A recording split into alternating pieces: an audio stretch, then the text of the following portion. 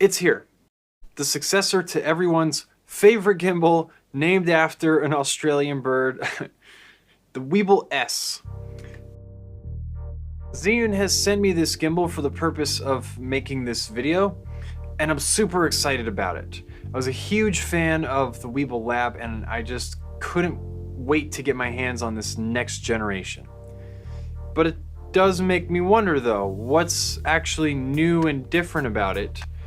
Who is it for, and is it worth the asking price?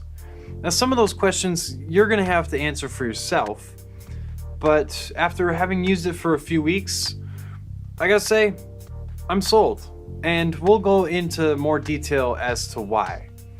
Now, before diving in too deep, I just want to say that using the WeebillS has been an absolute joy. Some of my favorite features are back, like the compact form factor and the 2-in-1 quick release plate, but there's a lot of very small but crucial changes that mean the whole world. Diving in, the first thing I noticed is that it looks every bit as compact as the Weebill Lab, and that's because it is. But there are a few small key differences to the overall design. The locking latches, which are used for balancing your gimbal or storing it away, have been switched out for a different design, making everything feel and look a little bit more unified. The adjustment knobs for balancing the gimbal are a pretty welcome addition too. It's been much easier to untighten, adjust, and then retighten than it was with the Weebill Lab. So when I first attempted to balance my Sony a7 III in Tamron 28-75 lens, the difference was obvious. There is a lot more space for being able to balance your camera setup on this gimbal.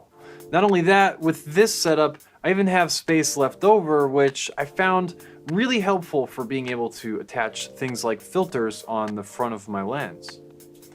I even went a little bit crazy and slapped on an anamorphic adapter to the front of this thing because why the heck not? In the description, I'll leave for you guys a camera and lens combination compatibility list for you guys to check out, just in case you're curious about your own setup and if it's compatible with this WeebillS. Turning the thing on, I could immediately feel the extra power and torque of the motors. It's a little bit hard to describe, but if you get your hands on one and test it out, you'll see what I mean. Heading over to adjust the motor strength, there's this surprise feature called Auto Tune. Or at least it's a surprise to me. I didn't know this was gonna be a feature. Typically, you would just set the motor strength in your gimbal to low, medium, or high. Instead, Auto Tune tries to optimize the strength and power of each axis separately, which should lead to steadier footage and possibly better battery life. One other surprise feature is that you can change a bunch of gimbal settings directly on the gimbal itself, whereas before you would have to download and connect to the ZY Play app.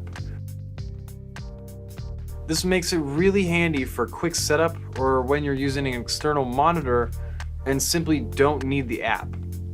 Now, I've been testing two different setups. My Sony a7 III with Tamron 28-75 lens and my Zcam E2 with Mica Cine lenses.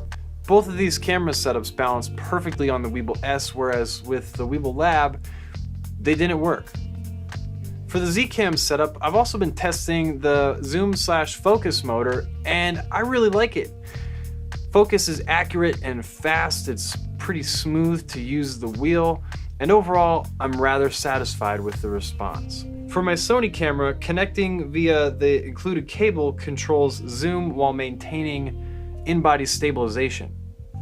So far, shooting with the gimbal has been a great experience. Everything has been very smooth, fast, responsive, and I haven't noticed any sort of stuttering or vibration in my footage, unless it was kind of just my own fault. You know, like bad technique or whatever. This WeebillS has about every shooting mode imaginable, and all of the modes work as expected. Combining lock mode with the follow mode trigger remains a favorite feature of mine on these Weebill gimbals. One mode that feels very improved is the Go mode. Because of the extra motor strength and motor torque, things are much more responsive on this mode than they were before.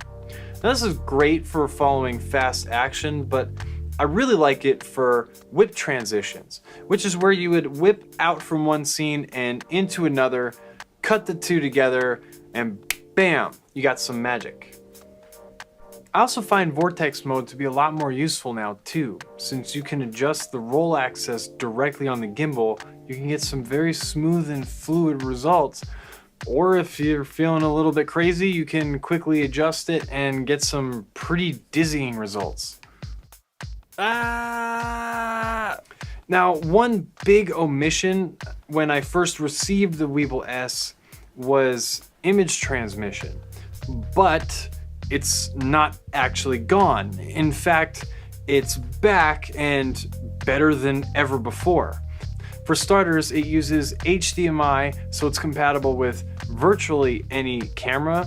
It's got 1080p output resolution versus the 720p of the Weebill Lab, and it has dual external antennas, which I have found to drastically improve both the reliability and distance of the wireless connection. In the future, they're going to be releasing a receiver, and with this receiver, you'll pair it to the transmitter and you'll be able to have a wireless monitoring solution using whatever external monitor you would like. Now, the receiver isn't out yet, but stay tuned because in the future, I'll have a video dedicated to the new image transmission system, how to set it up, how to use it, some cool tricks. We're gonna do some tests and yada yada, so stay tuned. Now, the new image transmission comes in one of 3 different packages available for the WeebillS. The basic package is essentially just the WeebillS, and it's $439 US. That's a really good price. So then there's the Zoom/Focus Pro package, and that's $519 US. That of course includes a zoom and focus module that you can use to control your camera's zoom, or even manual focus, or control the aperture of a manual lens. Then there's the big kahuna, the image transmission package. This comes with the gimbal itself, the external motor, the phone holder, and of course the image transmission module. And it comes with just about every kind of HDMI cable. There's even a wireless remote coming soon too, which has wireless motion controls, which looks kind of neat. Can't wait to test that out. Stay tuned for that, because there's a video coming on it. So who is this thing for? Who should be buying this thing? Well, if you have the Weebill Lab, that's still a great gimbal. But if you find yourself reaching the limits on compatible camera and lens combinations, then the WeebillS is a great upgrade. For everyone else who's either looking for their first professional gimbal or maybe considering switching from one of the other guys, the WeebillS, there's just a lot to love, and it has some really cool features that I just haven't seen anyone else offer before. Is it worth the price that Zhiyun is asking? I'll let you guys be the judge of that.